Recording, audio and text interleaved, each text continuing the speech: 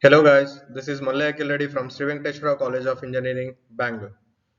And today we are going to discuss about scattering matrix for H-plane T junction. Waveguide. A waveguide T is a three-port device that can be used to either divide or combine power in a waveguide system. It is formed when three waveguide tubes are connected in the form of the English alphabet T. This is where its name is derived from. There are two main types of waveguide Ts: H-plane waveguide T, E-plane waveguide T. Now, first we are going to discussing about H-plane waveguide T. When the axis of the side arm of the waveguide T is parallel to the flow of the magnetic field H from the port 1 and is perpendicular to the flow of the electric field E, then the T is called a H-plane waveguide T. And H-plane waveguide T can be thought of as a two-way in-phase power divider combiner. That is, it is additive in nature.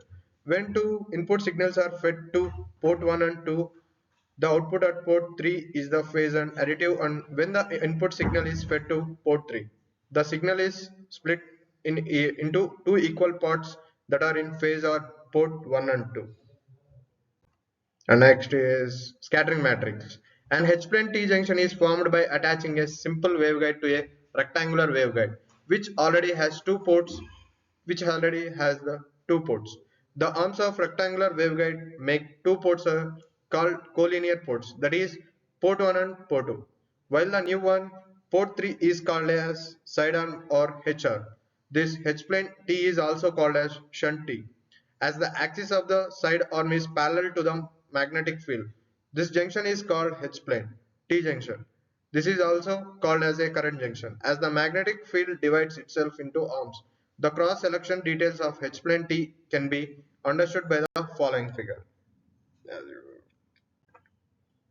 This is the characteristics of H-plane T junction. Well, next.